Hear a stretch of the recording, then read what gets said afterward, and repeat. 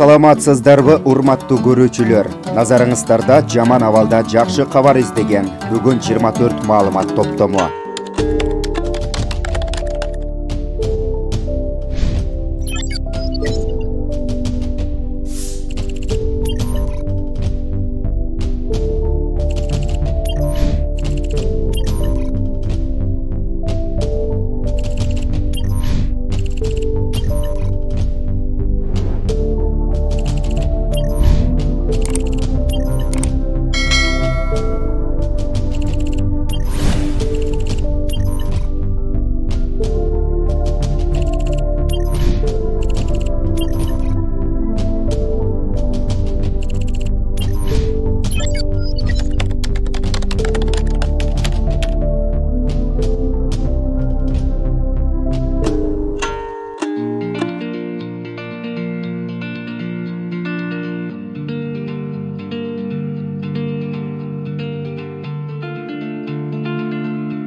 районундагы чоң поскодагы бир форма бердик.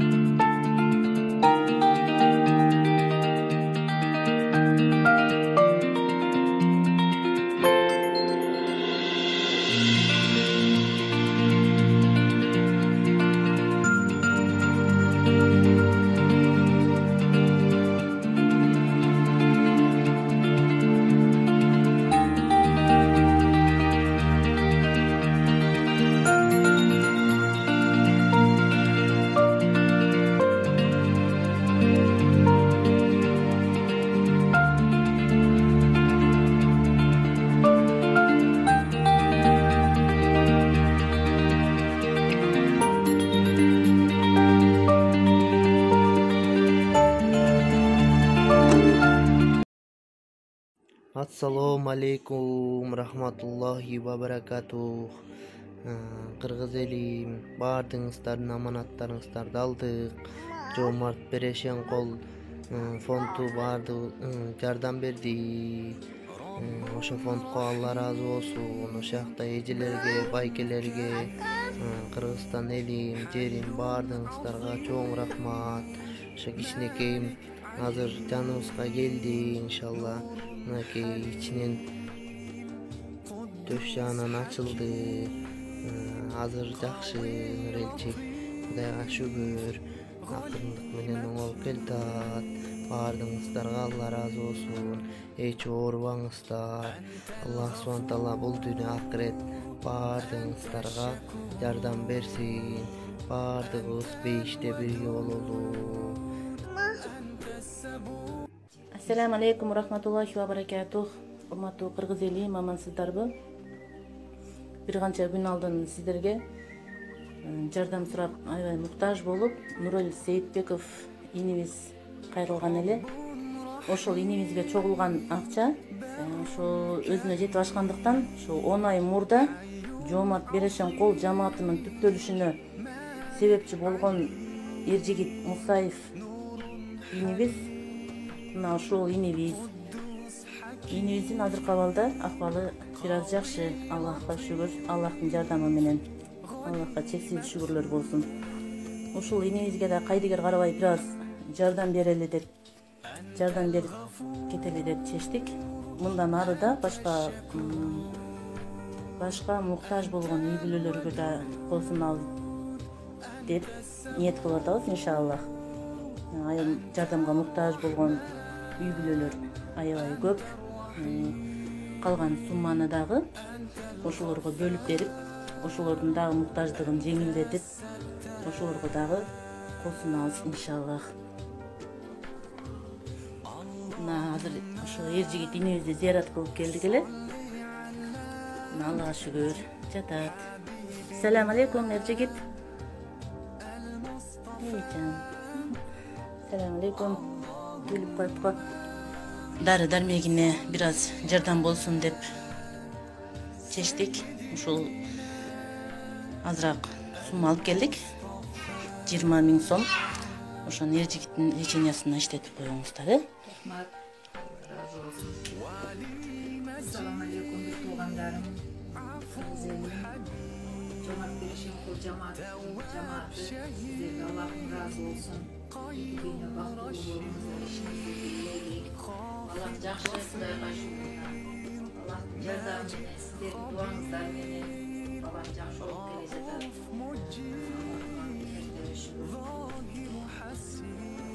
Razı olsun sizlerden işinizde iyilik, alışta жүргөн bir tuğanlardan soğukları için olsun. İşlerine iyileştirsin, aman esir bağların canına geçsin. Asim Rayan Alper'de Allah razı olsun.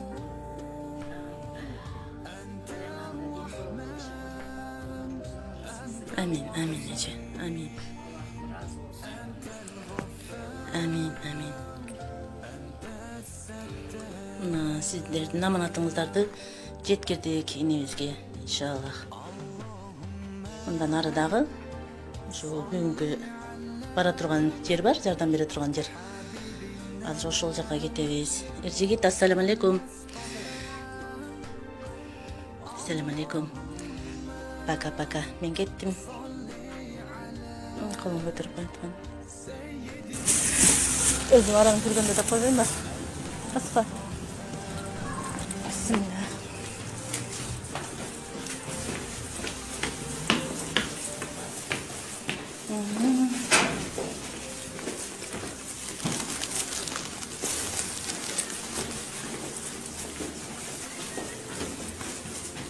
Kaçıncı etaj?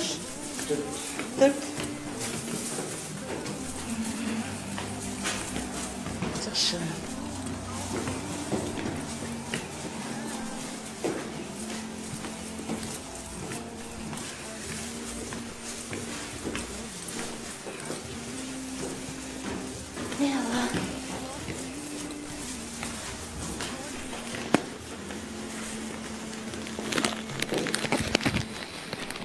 Assalamu alaikum rahmatullahi wa barakatuh. Урматтуу кыргыз элим, амансыздарбы? Сиздерге бир нече күн алдын кайрылган ушул Нурел Сейитбеков ушул инибизден өзүнө жетерлик болгон акчадан ашканын биз ушундай муктаждарга жардам берели деп чечтик. Ушулардын катарында ушу Дилбар апа дагы бар. Ошол апага дагы жардам бергени келдик. Азыр апаны зыярат кылып, бул апа дагы 5-6 ай болуп калдыбы? Күз айлары болчу, 7 ай болду. Ошо бизге кайрылган болчу, ушундай кызы ооруп, ушундай аябай кыйналып. Аллах жайын жанаттан кылсын. Кызы да ушинтип кайтыш болуп кетти. Бул апа азыр ошо 5 небересин багып, ушундай аябай кыйынчылык күндөр болуп, ошо кызымны лечение кылдырам, операция кылдырамын деп, ошо аябай карыз болуп, кыйналган апа. Жана ошол апага дагы азыр жардам берели деп келдик. Ошол элдин чогулган акчасынан 20 000 чыгардык. 20 000ден 4300-үнө продукт алдым. 15 000 азыр апанын колуна беребиз. Бул 15 000-ди. Бул акчаны апа ошо кереңиздерге иштетип, ушундай муктаж эме ушу дары дармектен карыз болуп калдым дейт, ошолорду жаап иштетиңиз. Тарткан жокпу? Бетиңиз тарткан жок. Тарткан жок, сүйлөйүңүз. Рахмат, жолбарып беришин. Allah razı olsun. Жаман кыйналып кетип жардам берди. Рахмат апа. Бул акча 15.711 сом. Продуктадан ашканы 711 сом ашты. Бекнур. Ассаламу алейкум. Жомарт Берешен кол жамаатына Алла разы болсун. Кудай ден соолук берсин. Иштерине ийгилик, балдар кыздардын жакшылыгын, урматсын көрсүн, ойлогон ой максатына тилеген тилегине жетсин. Кудайым эки дүйнө бактылуулук берсин.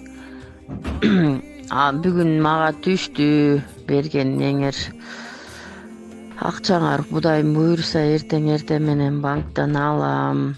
Чоң рахмат силерге, Алла ыраазы болсун. Ишиңерге ийгилик, ишиңер илгерлей берсин. Силер мага жардам берсеңер, силерге Кудайым эки эселеп берсин. Бактылуу болгула. Ассаламу алейкум туугандар, кандайсыңар? Кайрадан биз өз ишибизди улантып атабыз. Кече күнү Жомарт Берешен кол аттуу коом бар экен, ушу мекендештерибизден түзүлгөн.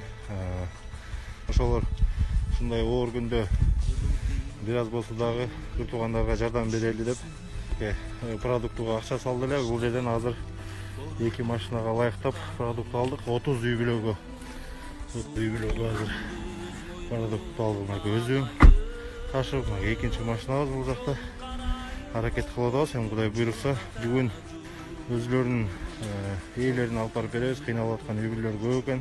Чоң рахмат Жомарт Берешен кол деген коомго, уюмуна.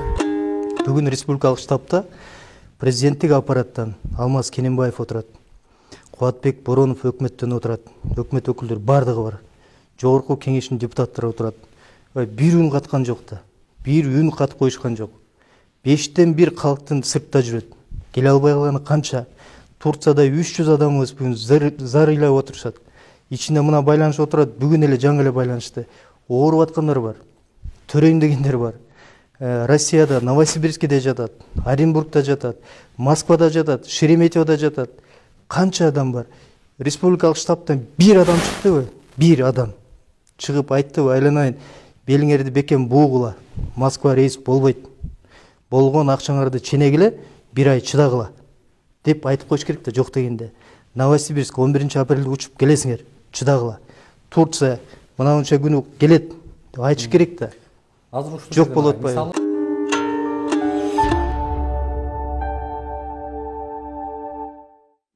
Акыркы жумада Кунтөр боюнча аябай катуу сөздөр айтылып кетти. Ал сөздөрдүн бардыгы мурунку убактылуу өкмөттүн мүчөсү Темир Сариев сунуштады. Анын сунушу боюнча азыркы кырдаалда коронавирусту токтотуш үчүн мамлекетте акча жок болгондуктан 200 миллион долларга Кунтөрдөгү Кыргызстандын акцияларынын көлөмүн сатып, ошо менен каржылааны баштайлы деп сунушун айтып атат. Биз Кунтөрдүн акциясы бар бизде, Центранын. Бүгүнкү күндө бир 450 миллион, бир 500 миллион тегерегинде биздин акциябыз бар. Эми ал күндө секирип турат.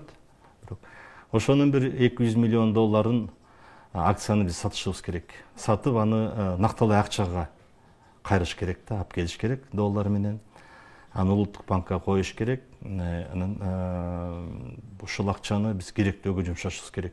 Темир Сариевдин сөзү мындай болуп атат да, кыргыздардын оюн текшерип атат. Кыргыздар деген ушундай сунушка көнөбү, көнбөйбү? Кыргыздар кандай кабыл алат? Терспи же түшүнөбү же кандай? Азыр момент келип атабы, келбей атабы? Бир четинен деле биздин өкмөт ушу Темир Сариевдин сөзү менен өзү деле текшерип атат окшойт. Кыргыздар ушундайга барабы, барбайбы? Ушуну деген кабыл алабы, кабыл албайбы? Бизди өкмөт деле Канадада текшерип атат азыр ушул сөздөр менен. Эми өкмөт өзү сүйлөй албайт, Канададан сүйлөй албайт, ошон үчүн тиякада тиякага тиешеси бар, тиягы менен деле тааныштыгы бар. Азыр мына бош жүргөн Темир Сариев ошентип тиякада бир аябай жакшы иш кылып атат да. Эгерде бүгүн алтындын баасы 5000 долларга чыкса, анда биз ойлонот элек дагы. Анткени биздин акцияларыбыздын көлөмү анда 2 миллиард долларга чыгып кетмек. Бир күндө. Бирок өспөй атпайбы алтындын баасы? Биздики эң азыркы кыргыздардын кызыкчылыгы боло турган экологиялык маселелерди чечип калышыбыз керек. Алтын эртең түгөнөт. Ансы деле түгөнөйүн деп калды. Бирок ошол Канададан кийин калган боксактын баарын ким тазалайт? Эң негизги маселе ушул. 150 миллион тонна калат ошол жакта. Ошол 150 миллион цианиттин ичинде 90-100 тоннага да алтын бар ичинде дагы калдыкта. Ошол калдыктагы алтындын көлөмү азыркы баа боюнча почти 5 миллиард доллар. Эртең деген алтындын баасы өссө, кийин ошол калдыкта жаткан алтын менен тышкы карызыбызды эле жаап салсак болот. Бирок ал алтынды ошол цианиттен кайра иштетиш керек болот. Ошондой нерселерди азыр биз ойлонушубуз керек. А эгерде биз азыр акцияларды сатып ийсек, анда ошол уулуу калдыкта жаткан 100 тонна алтыныбыздан да айрылып калып атпайбызбы? Мына иштин баары ушул жерде жатат да азыр. Азыр деген акциянын деле баасы эмес, калдыкта жаткан алтын болуп атат да. Сөздүн баары азыр ушул жерде жатат. Мына мисал келтирели. Макмал деген кыргыз алтындыкы бүттү. Кенден калган иштеткенден кийин калдыктарды кытайларга сатып, эми калдыктан кытайлар деген алтын чыгарабыз деп сатып алып, мынакей тополоң болуп Тогуз-Тородо кытайлардын фирмасы талкаланып, барып өрттөнүп, эл деген дүрбүн баштаган. Калдыкты алып атат кытайлар. Алтын генин эмес, калдыкты алып иштетип, ошондон алтын чыгарабыз деп атышат. Жер үйдү казбай эле, ошол калган калдыкты эле каздыргылачы, иштеткиле. Азыр мынакей, азыркы баасы $5 миллиард. Биздин деген кыргыздын тышкы карызыбызды жаба турган алтын ошол жакта эле жатат. Калдыкта, боксакта. Ошол калдыктарды эмне кылабыз деген суроону азыр көтөрүп чыгышыбыз керек да, канадаларга айтышыбыз керек. Биз эмне түгөлүк ошол алтынды 100 тоннаны ошол жакта калтырып салабызбы, уулуу заттын ичинде. Азыр биз наоборот Канадага шарт коюшубуз керек. Ошону иштетип, ошондон тазалап, алтынды чыгарып, цианидти да тазалап, кайра калына келтириштин деген проектисин сунуштасын бизге. Биз дагы ошондой шарт коюшубуз керек. Укпаса, анда деген биз эл аралык соттор аркылуу буларды мажбурлашыбыз керек. Суунун мөңгүллөрүнүн башы ошол жакта. Нарынын ошол жактан башы башталат. Ошол жакты биз тазалабасак, ошол калчу болсо, анда эртең деген кандай болот? Көрүп атабыз да, аба ырайы кандай өзгөрүлүп атат, климат кандай болуп атат. Эрип агып чыгып атат. Мынакей декабрда тоң мезгилинде булардын деген борту түшүп кетип атат, экскаватор шиги чөгүп кетип атат. Эртең деген күн дагы ысыганда баары эрип баштаганда эмне болот анда? Эртең ошол озеро Петров жарылса, агып келип туруп анан тигин баарын жуучу болсо кандай болот?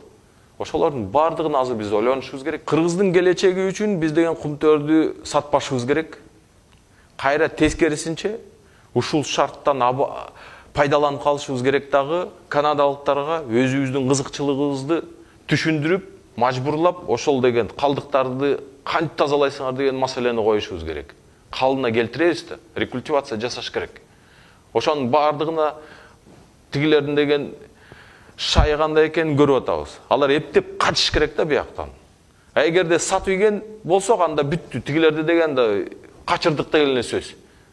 Анда бардыгына өзүбүз жооптуу болуп калабызбы? Мына маселенин баары ушул жерде жатат. Бир нерсени түшүнүш керек. Биздин кумтөрдөн казылып чыккан алтындын эсебинен Центерра Канадада, анан Америкада чоң ири гендерди сатып алды. $1 миллиард ошол жака салышты алар. Эгерде биз азыр сатып ийсек акцияларыбызды, ошол Америка менен Канадада казыла турган алтындан кур калабыз. Азыр биз деген мына кумтөрүбүздүн аягына чыгып калдык. Азыр буларды кетирбей, качырбай, ошол Канада, Америкада казыла турган алтындан түшкөн пайданы кайра Кыргызстанда алып келдирип, Центерранын биздин деген